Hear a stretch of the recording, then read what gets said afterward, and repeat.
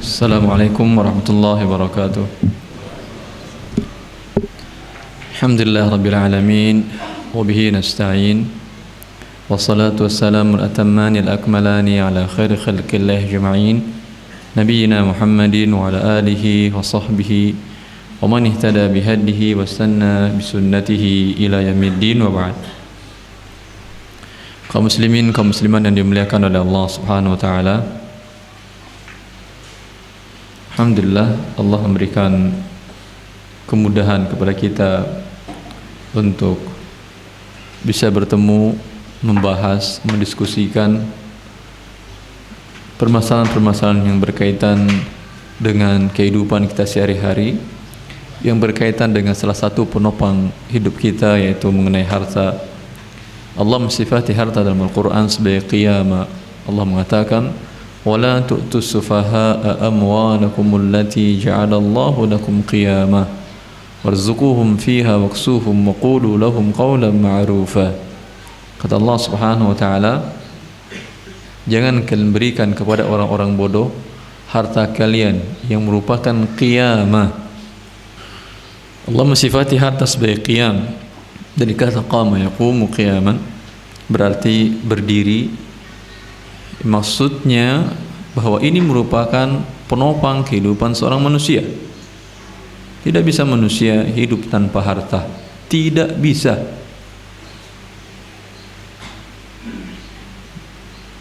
Atau ada yang bilang bisa? Kalau hidup tanpa harta, tanggalkan seluruh pakaian Anda. Bisa hidup tanpa pakaian? Harta kan pakaian. Maka Allah mensifati harta sesuai dengan posisinya. Allah tidak meremehkan harta dan tidak mengatakan harta adalah najis, harus dihindari, segala. Tidak. Tapi Allah mengingatkan kita iya. Karena harta berasal dari kata al-mal, berasal dari kata al-mail, mail tawa'. Artinya tabiat naluri manusia akan cenderung kepada harta. Pertama, Allah sifati harta tersebut sebagai qiyam, suatu hal yang yang sangat asas sekali, yang sangat mendasar sekali untuk mendirikan kehidupan manusia. Dan harta tersebut merupakan kecenderungan manusia untuk memilikinya dan menguasainya, sehingga orang lupa akan kaidah Allah Subhanahu wa taala. Ketika itu diingatkan oleh Allah, jangan sampai melupakan. Bukan jangan cari. Allah merintahkan, wabtaghu min fadlillah fa idza qudiyatis salatu fantashiru fil ardi wabtaghu min fadlillah. Perintah Allah. Ya, walaupun bukan memfaedahkan wajib di sini perintahnya, karena ba'dan nahi, setelah larangan. Tapi Allah merintahkan, carilah karunia Allah Subhanahu wa taala. Tetapi ketika mencarinya ada ketentuan-ketentuan yang tidak boleh kita langkahi atau kita abaikan. Akibat dari mail taba', kecenderungan manusia akan harta tersebut begitu besar dan begitu kuat untuk menguasainya, sehingga sering dia lupakan kaidah Allah. Ini diingatkan oleh Allah. Bila kalian melupakan kaidah Rabbaniyah, kaidah Allah Subhanahu wa taala, mencari ini, kalian berubah bukan menjadi budak Allah lagi, tapi menjadi budak harta, sehingga Rasulullah mendoakan kecelakaan kepada mereka. Ta'is Abdul Dinar wa Abdul Khami wa Abdul Dirham wa Abdul Khamilah wa Abdul Khamisah. Celaka. Ini mendoakan siapa? Rasulullah sallallahu alaihi wasallam.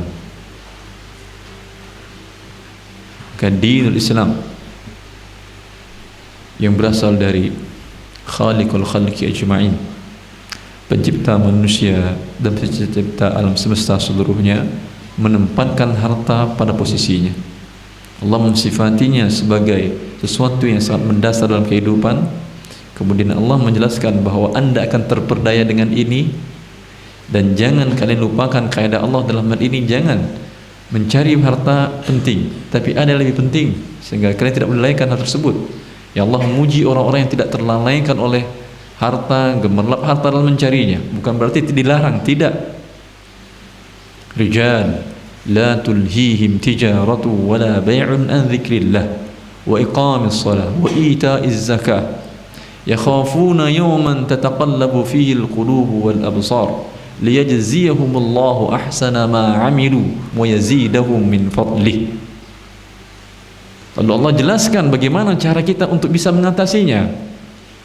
Tadi didoakan oleh Allah kita kehancuran bila menjadi budak harta, sehingga yang halal yang haram kita tidak peduli, yang penting dapat karena tobat kita atau naluri kita atau tabiat kita condong kepadanya. Kita lupakan keadaan Allah Subhanahu wa ta'ala dan terbawa oleh ini sehingga didoakan celaka, sehingga kita, siapa yang mau menjadi celaka ya? Dirinya tidak mau dia. Lalu Allah jelaskan dalam Al-Quran lagi bagaimana cara untuk menghindarinya. Allah sifati rijal tersebut, orang-orang jantan, laki-laki yang kuat, itu yang jantan. Yang jantan bukan pembuat dosa. Anda iklan di negara Anda luar biasa. Yang membuat dosa yang dikatakan jantan, membunuh tanpa hak, itu yang jantan. Merusak diri sendiri dengan mengkonsumsi hal-hal yang merusak diri, itu yang jantan. Bukan itu yang jantan. Kata Allah rijal.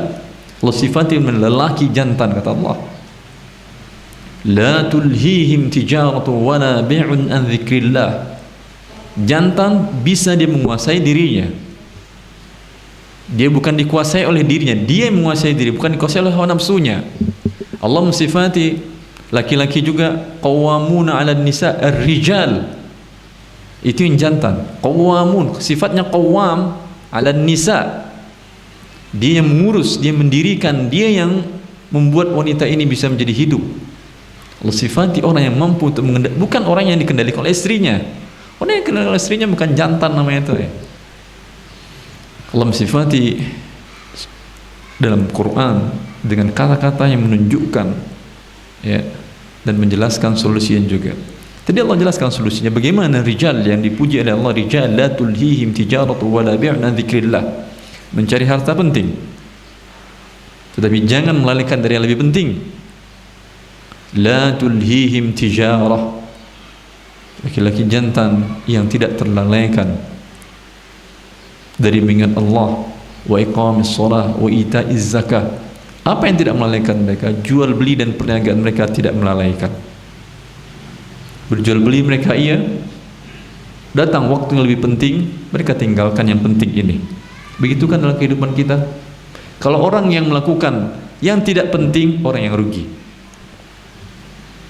Dalam kehidupan kita hanya ada penting, penting, penting dan lebih penting dan sangat penting. Dan tidak penting membuang waktu, membuang-buang umur Anda.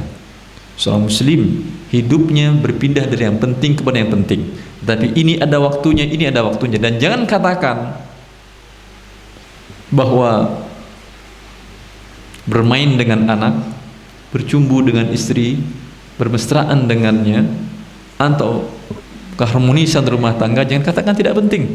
Itu penting dan tidak dinafikan dalam Islam. Ini yang diajarkan Rasulullah SAW kepada Hanzalah. Walakin ya Hanzalah sa'atan sa'atan sa'ah.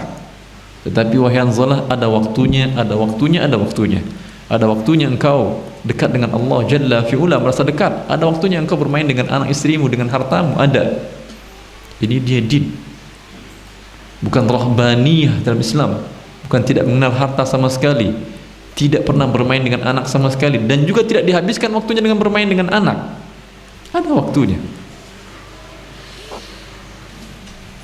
Maka seorang muslim hidup berpindah dari yang penting kepada yang penting dan kepada yang lebih penting. Bila terjadi berbenturan, maka dia tahu memposisikan diri. Ketika Allah mengatakan la tulhihim tijarah, mereka melakukan perniagaan berarti, mereka berjual beli berarti, mereka mencari harta berarti. Tetapi bila datang yang lebih penting, tidak terlalaikan mereka. Iqamis shalah an dzikrillah, iqamis shalah wa ita'iz zakah. Mereka dapatkan harta yang sampai nisabnya, sampai haulan ketentuannya, datang lebih penting untuk dikeluarkan harta tersebut. Mereka mengeluarkan juga untuk dirinya dan anak istrinya. Tapi ketika datang yang lebih penting, wa ita'iz zakah, mereka akan keluarkan hak Allah Jalla fi'ula. Lalu Allah jelaskan apa yang membuat mereka menjadi jantan ini, bisa menguasai diri sendiri, mengalahkan toba, mengalahkan naluri dia yang cenderung kepada harta. Orang yang cenderung kepada harta, tentu dia akan dikuasai oleh harta kalau dia tidak bisa menguasai dirinya. Ketika ada perniagaan dan ada panggilan sholat, bagi dia entar dulu. Berarti dia tidak dikuasai oleh dirinya, dia dikuasai oleh harta, oleh syahwatnya untuk mendapatkan harta sebanyak-banyaknya. Ketika ada transaksi yang haram dengan iming-iming laba yang sangat besar sekali, ya, bila dia bukan lelaki jantan, dia akan melakukan. Tapi bila dia lelaki jantan, dikatakan Allah, dia akan berhenti. Dia menguasai dirinya. Bagaimana bisa sampai kepada tahap ini? Allah menjelaskan sifat mereka. Yakhafuna yawman tataqallabu fihi al-qulub wal absar. Apa yang menyebabkan mereka bisa menguasai diri mereka dari melakukan hal-hal tersebut? Atau ketika mereka terlanjur di dalam sebuah dosa, dalam sebuah transaksi yang haram atau pekerjaan profesi yang diharamkan oleh Allah Subhanahu wa taala,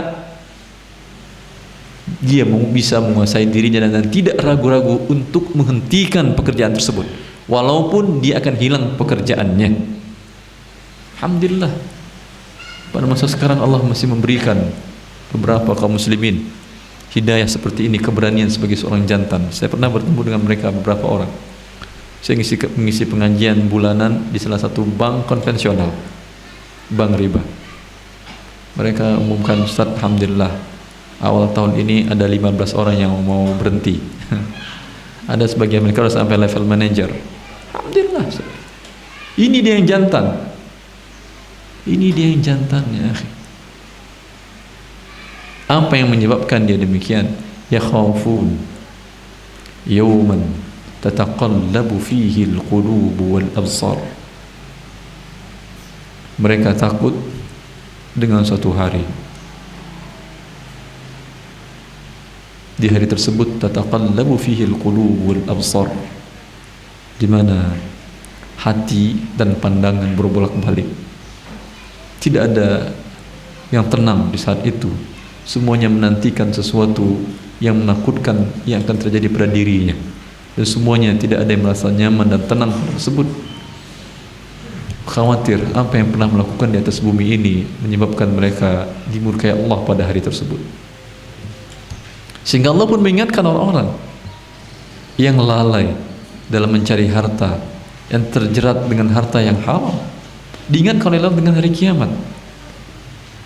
Wailul lil mutaffifin alladhina idza iktalu 'alan nasi yastawfun wa idza kaluhum aw wazanuhum yukhsirun ala yadhunnu ulaika annahum mab'uthun liyawmin 'azim yawma yaqumun nasu lirabbil 'alamin.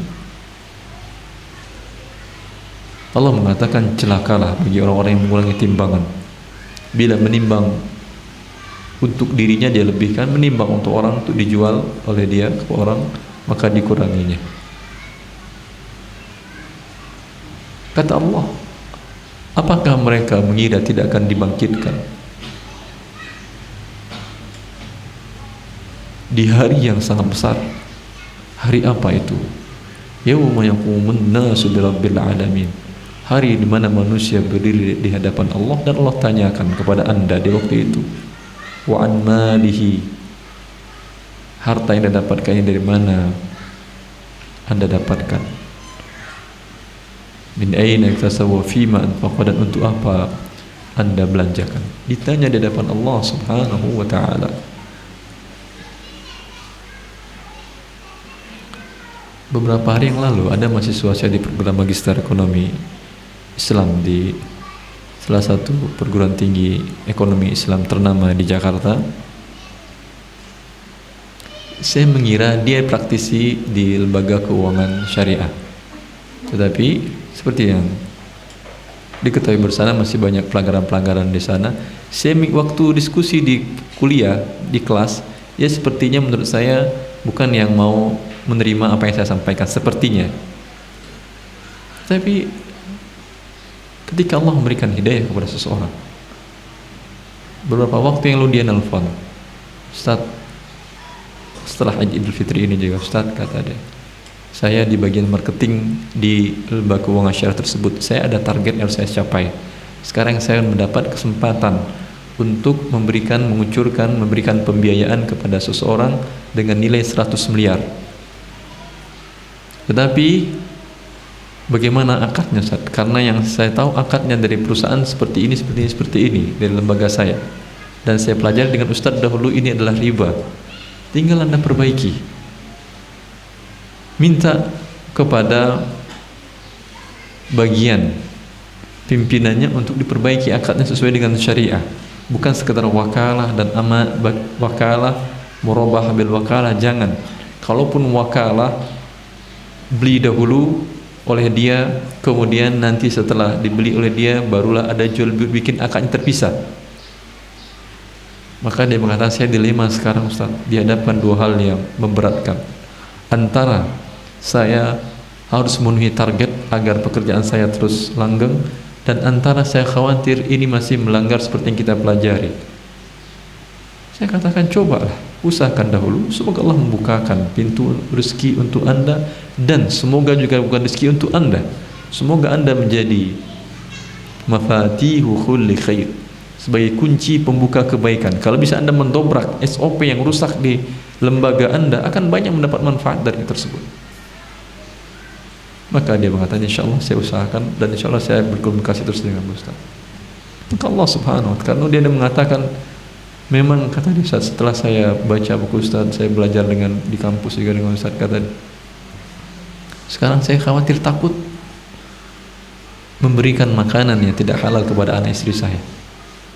Tapi dilema juga, saya sekarang kepala marketing di perusahaan tersebut, tidak tercapai target juga saya harus meninggalkan diri mencari. Tapi saya insya Allah mampu Ustaz. Tapi saya katakan jangan keluar dahulu, cobalah dulu sesuai syar'i. Kalau memang nanti tidak ada solusinya, solusi yang terakhir adalah dunia Allah sangat luas bagi Anda.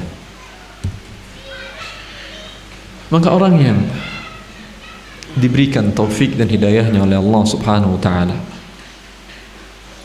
dan ini tentu dicari,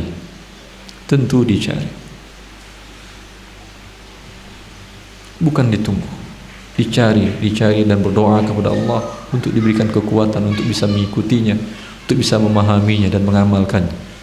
Karena berapa banyak orang yang mengetahui itu adalah haram, tapi mereka tidak mampu untuk meninggalkannya.